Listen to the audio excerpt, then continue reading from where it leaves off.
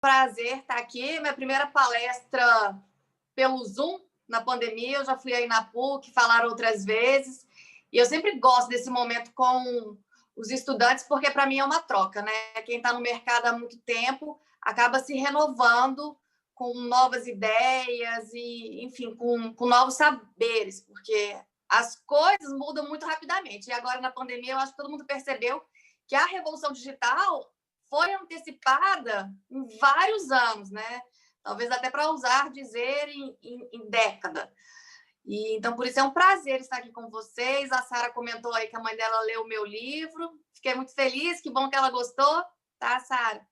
Eu vou falar, então, rapidamente, assim, sobre a minha trajetória e depois a gente entra nessa questão do empreendedorismo e eu deixo aberto para vocês porque eu gosto muito de ouvir vocês, não precisam ficar tímidos, jornalista não pode ser tímido, eu era tímida e depois que a gente entra na profissão é um caminho sem volta. E depois eu quero deixar aberto, então, para vocês. Então, vamos lá. Eu formei em 2003 na Universidade Federal de Goiás. Eu sempre quis fazer jornalismo. Com 11 anos de idade, eu já começava a escrever livros. E o interessante é que os meus enredos sempre eram baseados em fatos reais. Então, era o que acontecia à minha volta, tanto que o meu primeiro livro chamava Despertada pela Vida. Era uma menina de 11 anos. Eu tinha 11 anos. Eu estava falando de mim mesma no livro, né? Sobre os desafios que a gente enfrenta na adolescência, aquela parte meio espinhosa, assim, né? De mudança da infância para a adolescência. E eu fiquei surpresa quando eu descobri que não existia faculdade para ser escritora. Eu entrei em crise. Como assim? Você tem, né? Você quer ser médico, você faz faculdade. Você quer ser engenheiro, você faz faculdade. E para ser escritora? Aí acabou indo para o jornalismo. E o bom é que eu sempre gostei muito de ler e de escrever sobre a vida real. Na faculdade, eu entrei um pouco em crise por causa da pirâmide invertida, aquela questão muito homogênea, ter que começar da mesma forma. E eu sempre tive um lado subjetivo, mais aguçado. Então, eu gostava de perceber coisas diferentes na pauta e começar de formas diferentes, sem ser aquele nariz de cera, sem também inventar muito a roda. Até que do terceiro para o quarto ano eu descobri que tinha uma matéria que chama jornalismo literário, e apesar de que muitas pessoas confundem achando que jornalismo literário é escrever sobre literatura, é fazer resenhas sobre livros, lançamento de obras, não. O jornalismo literário é você escrever matérias usando técnicas da literatura que são mais atraentes, técnicas principalmente do romance realista. Então, é você usar descrição, ao invés das aspas, né, que a gente usa muito nos textos jornalísticos, você pode usar travessão para representar um diálogo. Você pode ter um termo que chama símbolos de status de vida. É você perceber objetos, coisas que permeiam o ambiente do personagem, no nosso caso, personagem da vida real, porque a gente está fazendo uma matéria, que podem indicar a posição social dele, o nível de escolaridade. Então, essa escola do jornalismo literário, ela começou no final do século XIX e ganhou força principalmente nos Estados Unidos pós-guerra. Lá em 1945 teve o John Hershey, que escreveu o livro Hiroshima. Olha que fantástico, né, o que o John Hershey fez. Assim que caiu a bomba de Hiroshima, ele foi destacado pelo editor dele para ir lá no Japão entrevistar algumas vítimas. Já o quê? Não escutei. Alguém falou alguma coisa? Ela estava com o áudio ligado, eu já mutei já. Ah, tá.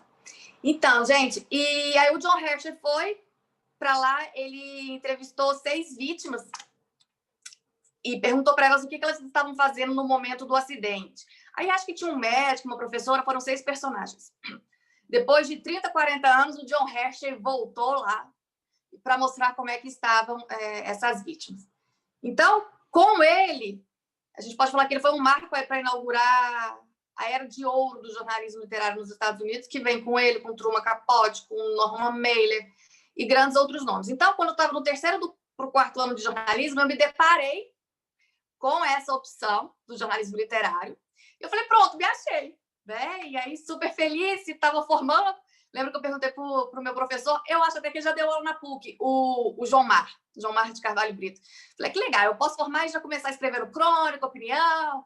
Tipo, não, você já tem que começar como repórter mesmo. Então, é aquele arroz com feijão mesmo, para depois a gente ir subindo, né?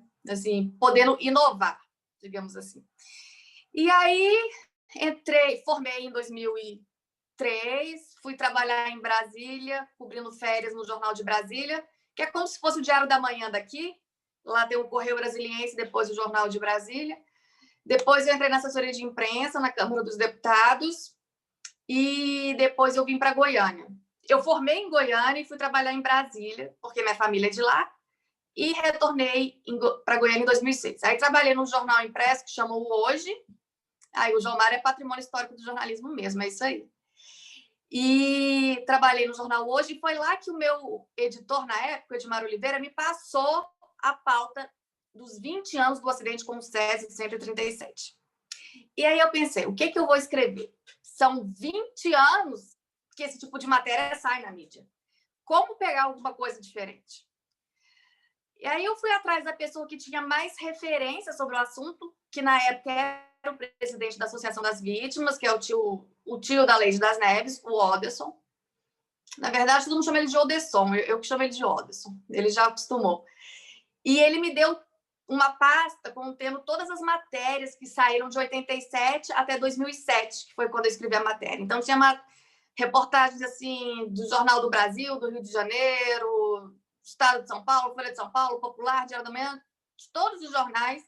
E ele também me emprestou uma pasta de DVDs com matérias que tinham saído também mundialmente, né? Porque foi o maior acidente em área radiológica no mundo. Chernobyl foi numa área distante da cidade, não foi numa área urbana. E aí, diante disso tudo, o que eu percebi, o que eu senti falta, foi da voz ativa das pessoas, das vítimas. Então, tinha muito o que a gente faz no jornalismo. Você, às vezes, está pautado por um assunto, você vai repercutir com o economista a alta da cesta básica, o aumento da população, com o sociólogo. Então, tinha muita fala de especialistas e poucos relatos das vítimas. E eu queria saber como é que foi para elas, né? O que elas faziam antes de 87? Como é que isso mudou a vida delas? E aí, como eram 20... Aliás, antes de entrar no livro, eu fiz a série de matérias para o jornal. Terminou, eu falei, gente, tem muito mais coisa para falar, a gente sabe do limite físico do jornal e hoje em dia também, principalmente das mídias digitais. Então, a gente tem que respeitar também esse espaço, como que vai caber determinado material, ele tem que ser condizente com a forma, né, que ele vai ser veiculado. E aí foi quando eu tive a ideia, então, falei, vou fazer um livro-reportagem. E aí eu fui atrás de outras vítimas, escolhi 20, porque eram 20 anos, cada capítulo foi alusivo a uma vítima. E o mais interessante foi conseguir relatos, por exemplo, de pessoas que faziam tempo que não falavam com a imprensa, né? Um deles, o Wagner, que foi uma das pessoas que encontrou a bomba lá do Césio 137, onde hoje é o Centro de Convenções, era antigamente o Instituto Goiano de Radiologia, o IGR, e foi desativada a clínica e foi deixada a bomba lá. Então, o Wagner não falava há muito tempo. Na época, ele estava morando em Anápolis e ele deu essa entrevista e eu lembro, assim, que teve todo um ritual, né? Quando eu liguei para ele para marcar, eu perguntei, né, como é que eu faço para te encontrar? Ele, não, aqui na rodoviária de Anápolis. Eu, tá, mas como que você vai estar? Ele, não, eu que vou te reconhecer. Como é que você vai estar? Aí eu falei, Jesus amado. Aí eu falei como que eu estaria e eu estava indo com fotógrafo e com motorista do jornal, né? E a gente encontrou lá na rodoviária e foi para um pit dog do lado da rodoviária e ele contou a versão dele em relação à história. Procurei Olha, tanto que é bom vocês fazerem bom estágio, hein? Saírem daí, não sei se já estão fazendo estágio nessa época. O meu primeiro chefe foi no estágio o Yuri, da Contato Comunicação, uma agência de comunicação. Eu falei com ele que eu tinha vontade de transformar o material em livro. Ele falou, Carla, eu li, gostei muito, bora fazer. Você sabe que quem escreve livro não ganha dinheiro, mas é importante. Eu falei, tudo bem, não estou preocupada com dinheiro, estou preocupada de poder passar essa história para as outras pessoas. E aí o livro saiu em dezembro de 2007, marcando os 20 anos. E, assim, eu acho que várias coisas tocam jornalistas. Eu estou falando assim em relação a mim, né? Algumas pessoas vão querer prêmios, outras reconhecimento financeiro. Mas, para mim, o que foi impactante foi a mãe da Leide, a dona Lourdes, falar que ela se emocionou com a matéria que eu escrevi no jornal e que foi para o livro.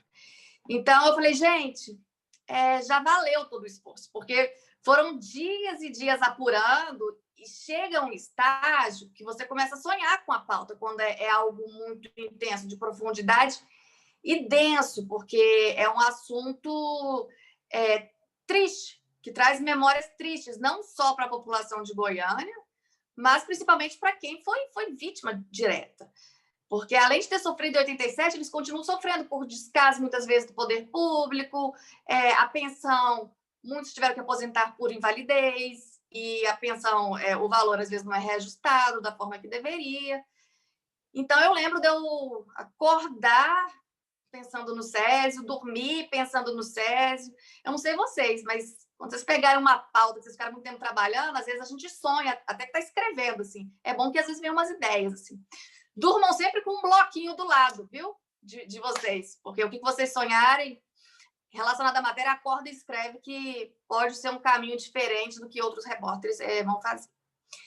E lancei o livro. Depois do Hoje, eu trabalhei em assessoria de campanha política, fui superintendente de imprensa na Prefeitura de Aparecida de Goiânia, passei no concurso da Agência Goiana, da Agência Brasil Central, em 2010, e desde 2010, então, eu sou servidora do Estado. Fiquei lá na TV Brasil Central até 2013. Nesse período também, eu passei no concurso aí da PUC e fiquei na DICOM, de 2010 a 2013. Quando eu fui mãe, eu pedi para sair da PUC com o coração doendo, porque eu queria ficar um período com meu filho. Então, eu tive que escolher entre a PUC e o Estado. E eu escolhi o Estado, mas sentindo muito, porque trabalhar numa universidade é essa oportunidade que vocês têm de estar em contato com várias pessoas e estar sabendo das novidades e estar realmente concatenado com tudo. Saí da PUC, fiquei na TV Brasil Central, depois eu fui gerente de comunicação da Agência Goiana de Regulação, AGR, é um órgão do governo estadual, e atualmente eu estou na Secretaria de Comunicação do Estado de Goiás. Tem um ano que eu estou lá. A gente está em 2020. Há 2 anos eu lancei a 2ª edição do livro. E como que surgiu? A primeira edição esgotou, a impressão foi até feita pela gráfica da PUC, e tem uma editora, uma jornalista que chama Larissa Mundim, ela tem uma editora que edita e divulga principalmente livros mais alternativos, livros de autores independentes. E a gente fez uma campanha eu não sei se é crowdfunding, bem, vocês vão saber mais do que eu, mas essas vaquinhas virtuais, e a gente conseguiu arrecadar o dinheiro para a 2ª edição aqui do livro Sobreviventes do Césio. Vou mostrar uma coisa para vocês, eu vou apagar a luz aqui rapidinho, só para vocês verem uma coisa aqui no livro. Não dá para ver porque ali está... Não dá para ver porque a outra luz está acesa, mas é o seguinte, no escuro, aqui é como se fosse uma mão e ela brilha no escuro de verde. Não vai brilhar azul como o Césio, porque a gente não queria remeter a uma lembrança muito triste. Mas a gente sabe que esse efeito gráfico, ele quer causar a sensação no leitor de que essa memória não pode ser esquecida. Então, a gente fez uma luz similar azul, é uma luz verde. Então, no escuro, ele brilha como se fosse o Césio. E outra coisa bem legal também é que o livro começa todo assim em azul, lembrando o azul da Prússia, que foi um dos medicamentos que as vítimas tomaram. E esse tom de azul, ele vai clareando, tá vendo? A gente vai passando. e aí ele vai clareando até chegar aqui, né, na folha de rosto. Simbolizando também o quê? Que quanto mais informação a gente tem, consequentemente, menos preconceito, né, em relação às vítimas. Então, o que era uma cor sólida, azul escura, vai para o branco. E, ao mesmo tempo, também representando essa questão do medicamento, né? E vai clareando. Quando a gente lê, quando a gente vai na fonte mesmo, a gente tem certeza do que a gente pode falar, do que a gente está realmente narrando, né? Não ficar só do que viu no WhatsApp ou do que viu nas redes sociais. Então, a gente conseguiu a verba pela vaquinha virtual com a Larissa Mundinha. Alguém comentou aí que conhece a Larissa, o trabalho dela realmente é fantástico, trabalhou no Popular durante muito tempo. E lançamos essa segunda edição.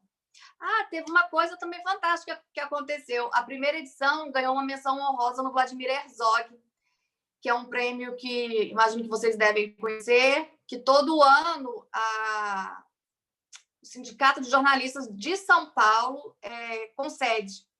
E aí o meu livro ganhou menção honrosa na categoria de livro-reportagem. O primeiro lugar foi para o Carlos Dornelles, da Rede Globo. Eu, com 26 anos, menção honrosa, fiquei assim, me sentindo, eu não sei nem explicar.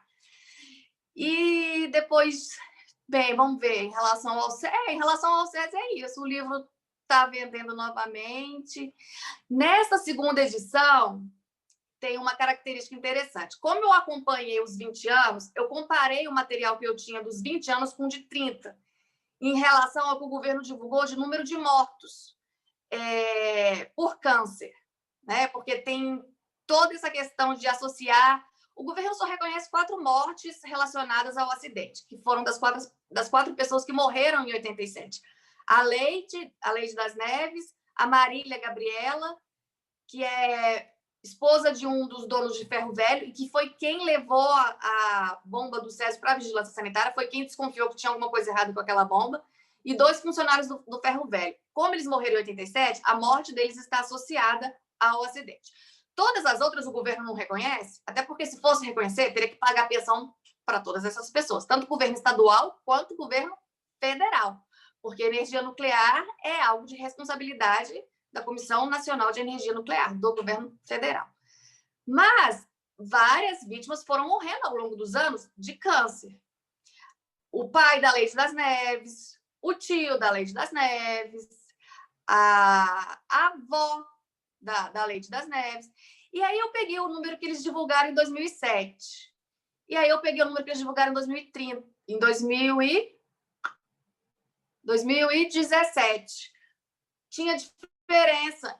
Em 2007 tinham morrido mais pessoas com câncer do que em 2017. Aí eu fui lá não é Instituto Leide das Neves, mudou o nome. Era Superintendência Leide das Neves, né? Agora é CARA. É isso. Centro dos Rádios Ocidentais. Fui lá conversar com o diretor para ele me explicar como é que pode, em 2007, ter morrido mais pessoas por câncer do que 10 anos depois. Aí ele falou que foi questão de metodologia e tudo mais. De qualquer forma, o que deu para perceber é que eles não têm um protocolo científico que possa ser usado por todos os funcionários, porque nenhum funcionário vai ficar no mesmo lugar o resto da vida. E mostrou essa inconsistência nos números, né? Então, quando eu vi, eu falei, meu Deus, porque uma coisa para vocês ficarem atentos, às vezes vocês, quando começarem a trabalhar, acho que alguns já podem estar aí no mercado, você vai para uma pauta e a autoridade te passa uma informação. Beleza, o que ela passou, você coloca lá, entre aspas, né? Ou você checa ainda, mas principalmente com políticos, os políticos nem sempre falam a verdade. Então, é importante, às vezes, para a gente não ser peão, para o jornalista não ser peão na mão de autoridades. Então, de questionar. Mas era assim? Por que está assim? Entendeu? Para apertar. Então, todo mundo que foi na coletiva de 2017, ninguém percebeu que tinha mudado os números. Porque o povo falou, está lá o release, igual o professor falou, está lá o release da Secretaria Estadual da Saúde, você vai contestar o release? Não, mas eu tinha um release de 2007. Aí você pega o release oficial de 2007 e de 2017, Aí eu peguei e coloquei no livro, para mostrar essa disparidade. Então, eu acho que isso aí também é importante para vocês que já podem entrar no mercado e irem pegando malícia também. Lê sempre sobre a sua pauta antes. Às vezes é tudo muito corrido, mas assim tem o hábito de sempre ler sobre as pessoas que estão aí em posição de autoridade, né? O que elas andam fazendo, o que elas fizeram, porque isso vai te dar um diferencial na hora de fazer pergunta, isso vai te dar um diferencial dela querer falar algo assim só para passar, né? Você pode aprofundar e tudo mais. Então, atualmente eu estou na SECOM, como eu disse, eu tento fazer um pouco de jornalismo literário na assessoria de imprensa e dá certo, viu? Porque a gente já fez uma série sobre servidores públicos, fez uma série também sobre os policiais, né, bombeiros, da Polícia Civil também, e conseguiu colocar isso no site, no Instagram do governo, associado com vídeos, e ficou bem legal. Então, sempre que dá, minha chefe sabe que eu gosto muito dessa parte de jornalismo literário, ela me puxa para esse tipo de pauta. Agora, tentando ligar tudo isso com o empreendedorismo, né? Eu fiquei feliz quando o Cárbio me chamou, porque na minha época a gente não estudava empreendedorismo no jornalismo. Eu formei em 2003 e eu vejo que isso é algo inevitável e que vocês devem aproveitar essa oportunidade, por exemplo, que eu não tive, e agregar esse conhecimento de administração que o professor de vocês tem, porque é bom que um jornalista tenha um pouco dessa noção de empreender. Porque se você pega no sentido mais geral, o jornalista é empreendedor por natureza. Talvez não um empreendedor naquele sentido de ter a autonomia completa quando a pessoa tem um negócio próprio. Mas você, como repórter, seja de TV, seja de rádio, seja de jornal, essa questão de inovar, de pensar num ângulo diferente, ter uma perspectiva diferente do que todo mundo está falando, e isso faz o diferencial. Então, eu falo assim que perguntem muito nas pautas, perguntem bastante, não tenham vergonha. Se não entenderem, perguntem de novo, chequem, até nome, porque são dessas perguntas que vai sair o lead da sua matéria. Então, se a gente faz pergunta fraca, a matéria vai ser fraca. Se você faz perguntas mais densas, vai sair coisa que ninguém ainda sabia. Entendeu? Basta você perguntar. Por exemplo, aqui no livro do Césio, o que eu lembrei, uma das vítimas me mostrou um frasco, as mais graves foram transferidas para o Rio de Janeiro, para o Marcílio Dias. E ela me mostrou um frasco de um medicamento que não tinha ainda passado pela Anvisa, que só tinha sido testado em animais, que não foi usado em Chernobyl, porque não deu tempo de testar, mas ele veio para cá e ele foi usado nas vítimas mais graves, lá no Hospital Marcílio Dias, no Rio de Janeiro, porque ou elas morriam ou eles tentavam alguma coisa. E eles tentaram esse medicamento. E aí ele guardou, porque ele falou que isso salvou a vida dele, e tinha umas letrinhas lá, GSFM. E aí ele me falou desse medicamento, ele me contou toda essa história, e eu tô lá, ouvindo e pensando, será que é verdade? Né? Será? Aí eu fui pesquisar, saiu uma matéria realmente no Jornal do Brasil, do Rio de Janeiro, falando de 2 médicos norte-americanos que vieram para Goiânia, que ministraram esse medicamento, o GS, né? Acho que é FM, no livro aqui tem direitinho. E aí depois, nos arquivos lá da Suleide, tinha o nome desse paciente e do lado do nome dele escrito estava a letrinha GSFM. Eu falei, gente, o que ele me falou está no relatório do Estado. E as outras 3 vítimas que tinham também sobreviveram. Então, é muito interessante vocês prestarem atenção, né, em detalhes. Às vezes tem... Gente, nada está lá por acaso, assim. Se o cara pega um vidrinho e te mostra, aquilo tem alguma importância para ele. Então, quando vocês forem, sei lá, fazer perfil de político, preste atenção, se for na casa dele, como é que é a casa, como é que ele está vestido. Se ele te mostrar um quadro, eu gosto desse tipo de filme, eu leio esse tipo de... Isso diz muito sobre a pessoa. Então, o que eu daria de dica para vocês é isso. Mas voltando à questão do empreendedorismo, então, sejam empreendedores a partir de agora, nem que seja na pauta, pensando num gancho diferente, que ninguém ainda fez. Depois, eu acho que é um caminho sem volta todo mundo se firmar no meio digital. Eu brinco que eu sou jornalista da época analógica, igual tem fotografia analógica e fotografia digital. Então, eu pensando também agora, porque a pandemia expôs isso, não tem mais volta. Então, eu tenho procurado cursos para me aperfeiçoar mais na área digital. Agora, durante a pandemia, o ano que vem eu faço 18 anos de formado. Nem parece, né, gente? Assim, passo voando. Mas eu contratei um designer gráfico para fazer uma marca do meu nome, porque eu quero me firmar no meu digital. Eu vou lançar um site para eu publicar minhas principais reportagens, seja de jornal ou seja de TV, porque mostra portfólio, mas também vai ser um espaço para vender livro, os meus livros, e mais para frente para vender cursos de jornalismo, porque a gente viu que a educação à distância é algo que só vai crescer em relação à comodidade, você faz na sua casa mesmo, não tem trânsito. Então, vocês que estão saindo da faculdade, para quem já tiver mais ou menos noção do que quer, o conselho, estude bastante sobre isso e trabalhe nessa área, né? Vamos supor, se for jornalismo literário, pegue os livros de jornalismo literário para ler, faça cursos. Eu fiz uma pós em jornalismo literário também. O pessoal da USP, eles vinham de 15 em 15 dias aqui em Goiânia, eles vieram durante 2 anos. Então, foi fantástico, mas, infelizmente, não está mais aberta essa pós. Então, estudem, né? Se for jornalismo esportivo, estude sobre isso e trabalhe. E vá comparando para depois pensar, vamos supor, se for empreender para ter um negócio próprio. Mas, de qualquer forma, é o meio digital, não tem mais volta, né? Falando um pouco aí da futurologia, do nicho. Eu tenho uma amiga que formou comigo que está trabalhando lá em Brasília, no Correio. Voltou.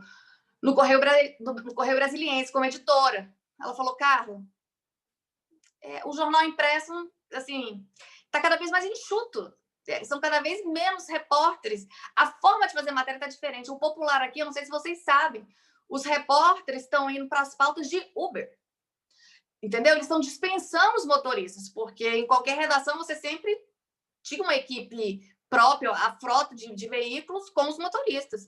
E hoje em dia, para economizar, né, porque os anúncios diminuíram, os repórteres estão indo de Uber. Então, assim, não sei, né, durante quanto tempo o jornalismo impresso ainda fica, mas é a questão digital. E pensar em marca, fazer as coisas direitinho, porque, igual eu contratei um designer gráfico. Às vezes, quem não é da área de comunicação não gosta de pagar para ter uma logo, uma marca, gente, mas faz toda a diferença.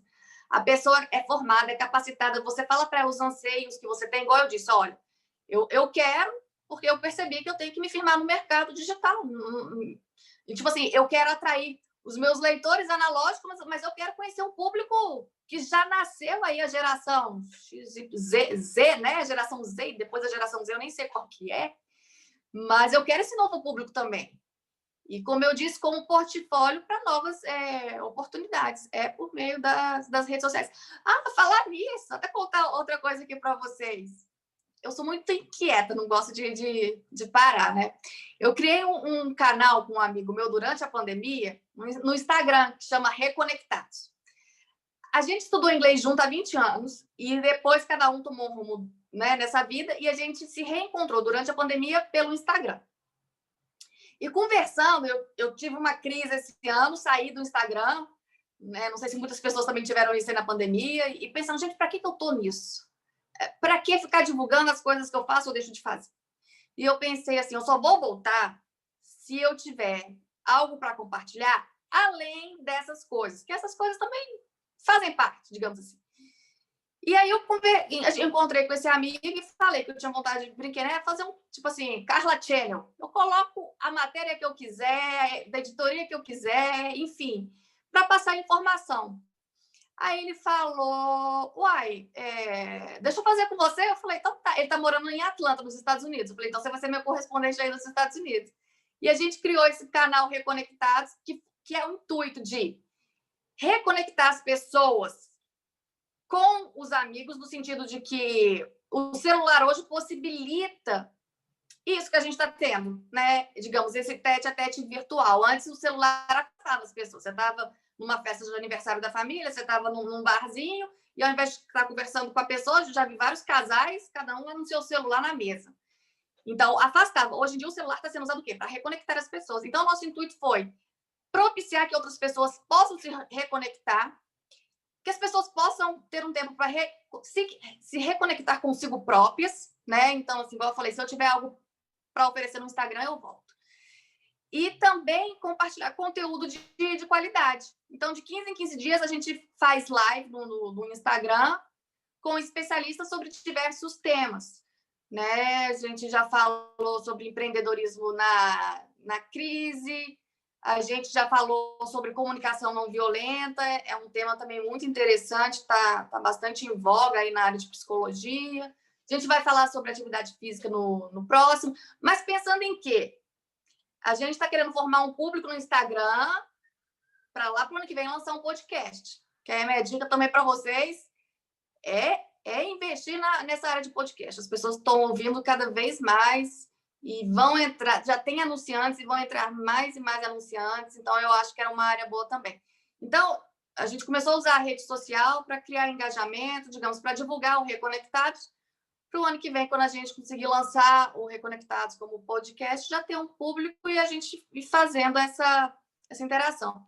Inclusive, vocês podem entrar lá para me ajudar, Reconectados 20.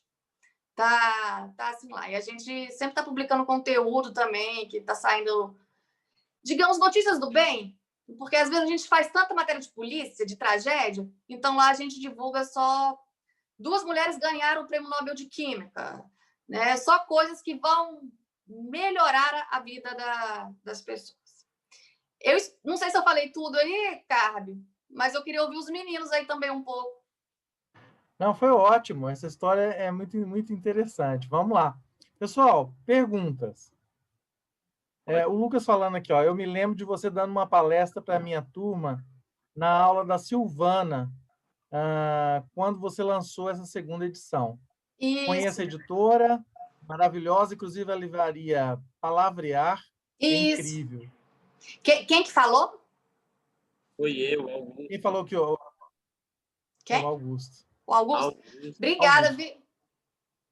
Obrigada. Eu fui na Silvana bem na época do lançamento da segunda edição, há 2 anos.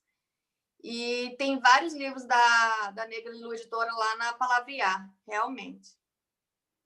Uma dúvida, Carla. Não é só minha. Eu vi outra pessoa perguntando ali também. Outra pessoa, estamos planejando para o nosso TCC escrever também livro-reportagem. E aí essa pessoa perguntou quem queria. Dica que você dava para a gente assim, no TCC, que já é esse turbilhão de estresse.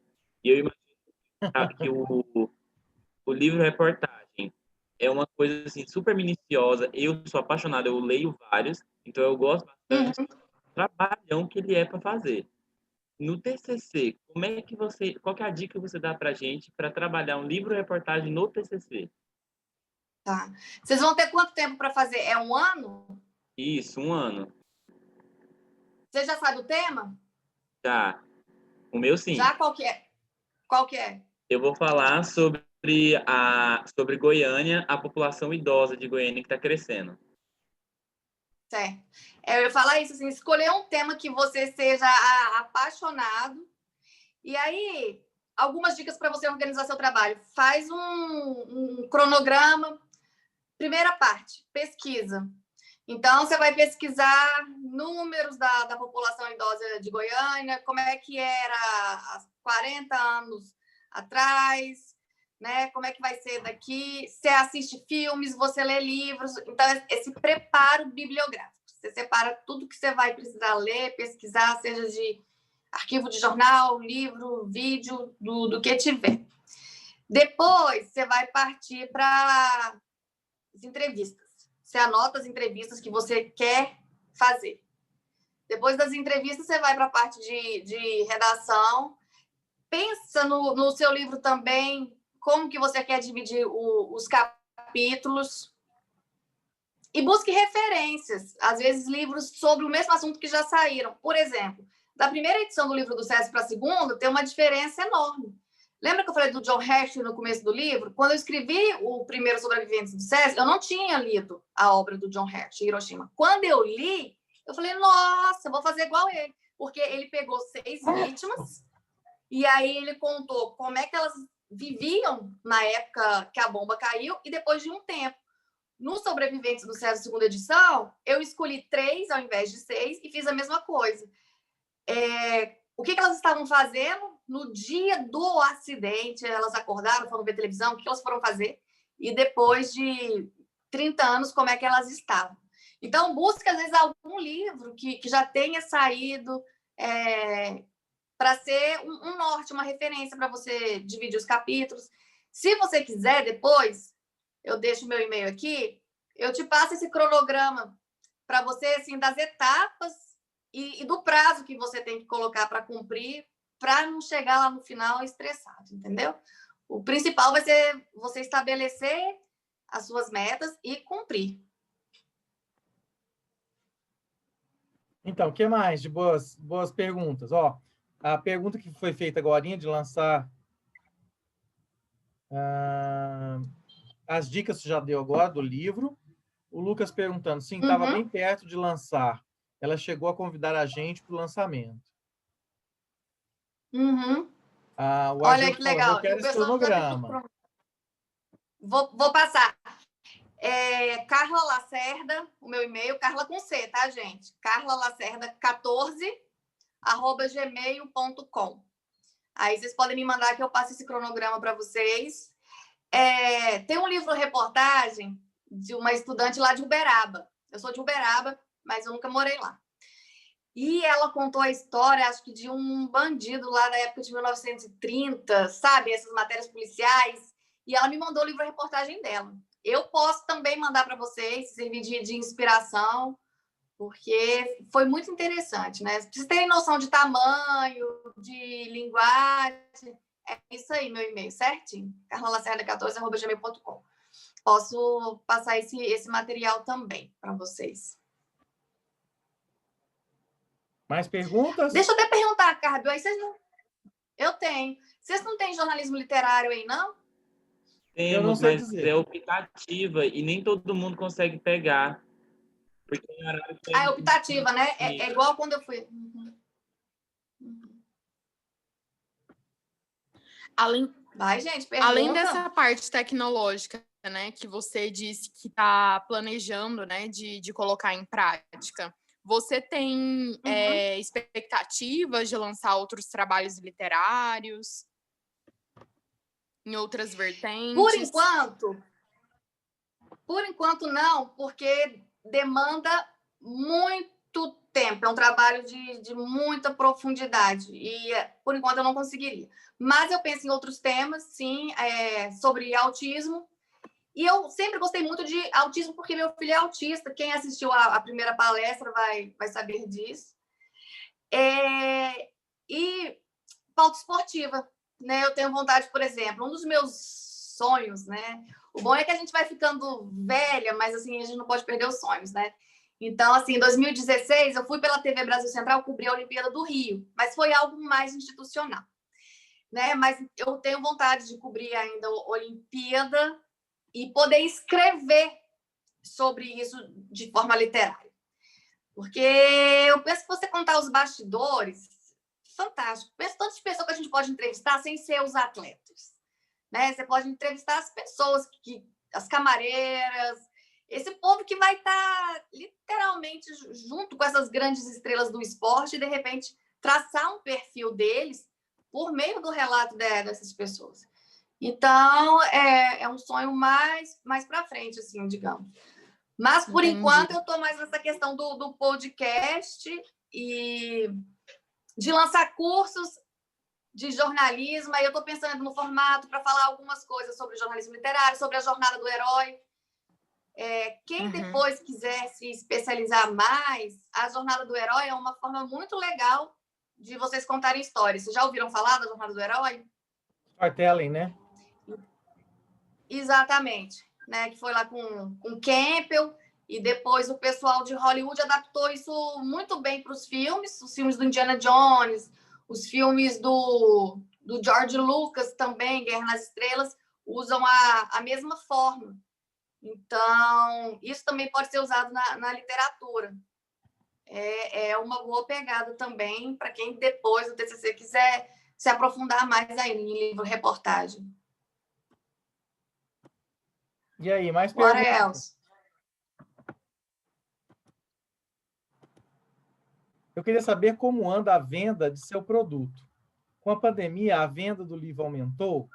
E como lidar com o momento de crise? Uhum. Durante a pandemia, na verdade, assim, a gente vendeu muito em 2018, 2019. Esse ano até que não vendeu muito, não. Está vendendo o e-book, e aí é o que a gente fala da questão digital, às vezes realmente pela comodidade, né? E pelo preço também, né? É mais barato o e-book do que o livro físico. Então, esse ano até que não vendeu muito assim, não. Eu tenho alguns livros em casa e uma hora ou outra aparece alguém, mas assim, é o que eu falo, gente, ganhar dinheiro com livro realmente não ganha, mas o prazer, esse ano uma estudante de jornalismo de São Paulo entrou em contato comigo, porque leu o meu livro, gostou e estava fazendo um TCC sobre a campanha de marketing que foi feita aqui em Goiás pós-acidente, porque como ficou muito preconceito, o governo teve que entrar com uma campanha Não Deixe Goiânia, porque as pessoas saíam de Goiânia e ninguém queria receber, os hotéis, taxistas. E aí essa estudante entrou em contato e ela até postou esses dias no Instagram, falando que conseguiu concluir e agradecendo e tudo mais. Então, eu falo assim, é muito mais por prazer mesmo, né?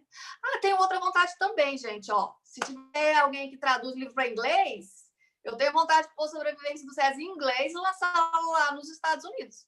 Porque se a gente sabe de toda a história que ocorreu de Hiroshima, né, de Chernobyl, porque também a nossa história Olha que legal, já estou recebendo e-mail aqui dos seus alunos, viu? Ó.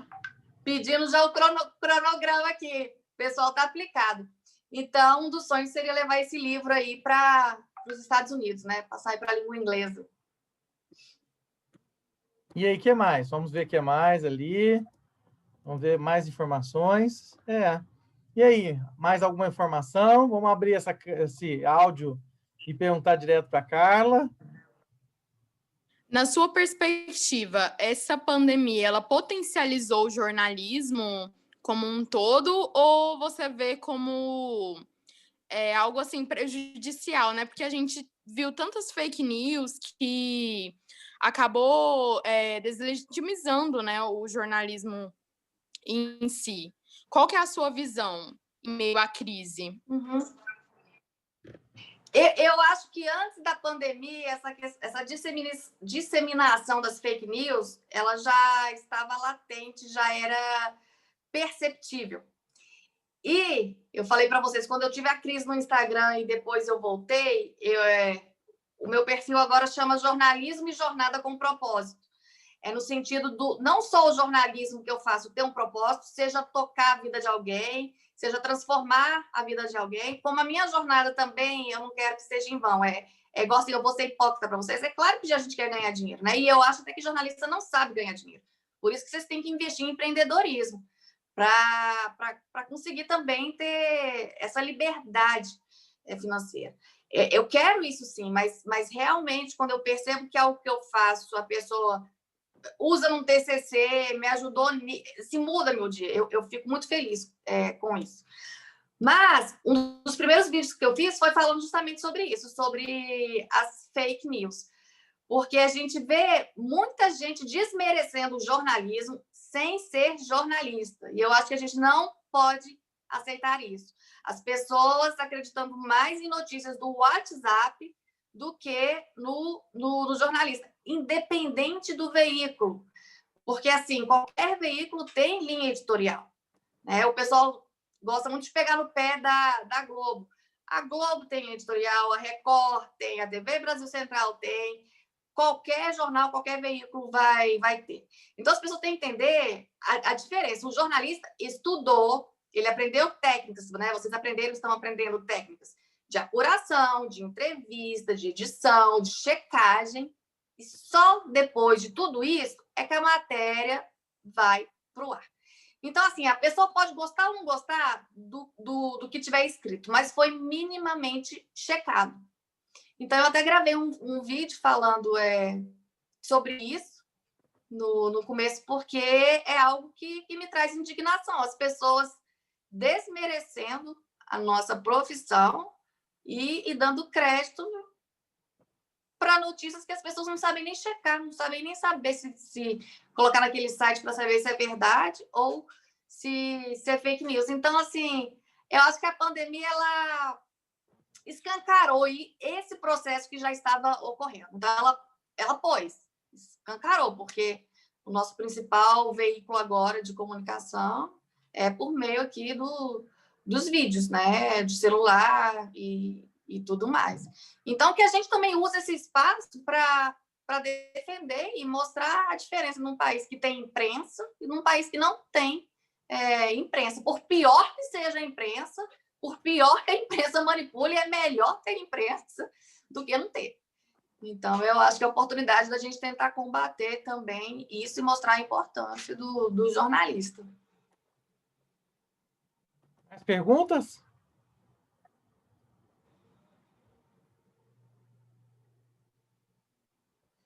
Então, minha querida Carla, muito, muito obrigado. As portas, você já trabalhou na casa, já conhece, agora quem te sucedeu foi outra Carla, né? Você sabe que você tem uma Carla também. A Carla Oliveira? Isso. Ela é quem está lá. A Carla Oliveira na Dicom. Na Dicom. A Belisa também, acho que deve estar. A Belisa eu não cheguei a conhecer, mas a Carla é quem a gente fala direto, né? Para agendar tudo. E que as portas estão sempre abertas e um agradecimento imenso por esse momento juntos. Deixa eu pedir para o pessoal, abre a câmera para a gente poder fazer uma foto, a gente guardar de recordação. Vocês mandem aí, me marquem no Instagram.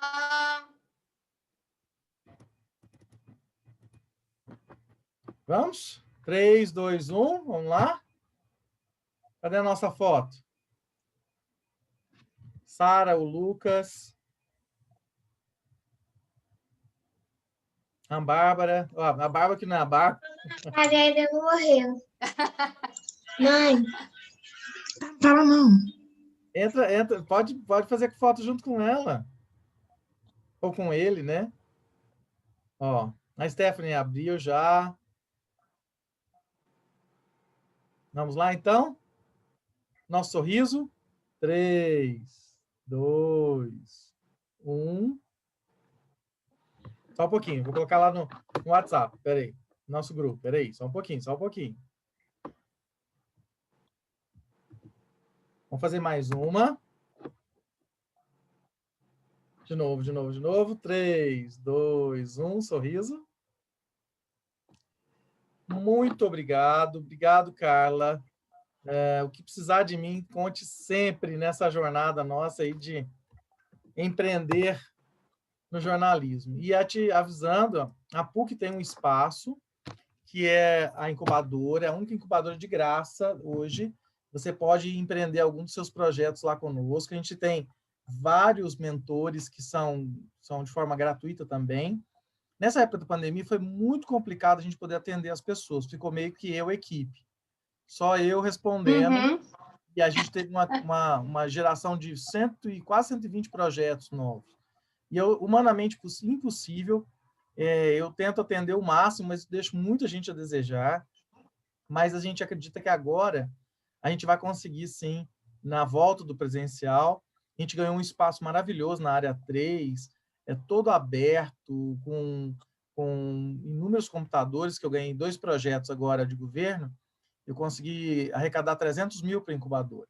Então, vai dar para a gente contratar pessoas. Que maravilha! Uma jornalista para poder trabalhar com a gente ali, uma assessoria de imprensa. Vamos ter vários profissionais. Eu já quero fazer o podcast lá, do Reconectados. E eu quero saber assim, quem da turma vai entrar no projeto comigo. Olha aí. Tem como, Carmen? Claro, e a gente vai poder trazer um monte de coisa boa contigo lá, que a gente vai ter equipamentos legais agora para colocar lá na incubadora, tudo digital. A gente vai ter condição agora, a partir de janeiro, de atender bem, porque a gente chegou a 327 projetos hoje. Nós somos a maior quantidade de projetos numa incubadora. Só que aconteceu que, como são mentores gratuitos, ele pode ser professor da casa ou da sociedade. Então, a gente tinha um cadastro imenso. E as pessoas na pandemia não podiam fazer, a gente fez virtual alguns. Quando eu vi agora, eu estou num processo eu equipe. Sou eu sozinho. Então, assim, meio que não é impossível. Imagina.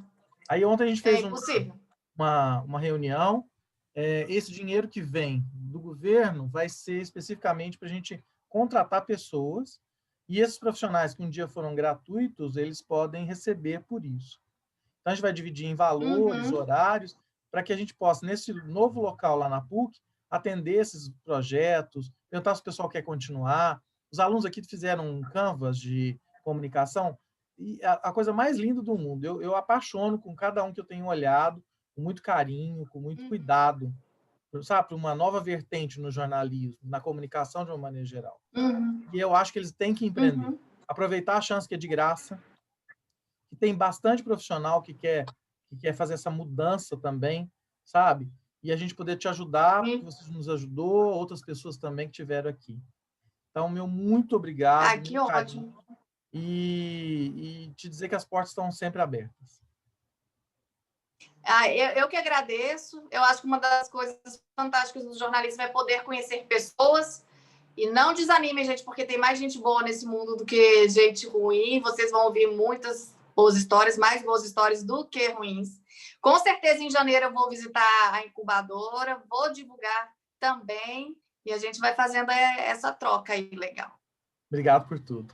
Uma ótima noite, pessoal. Tá, joia. Tá? Beijo, Tchau, tchau. boa noite, gente. Tchau.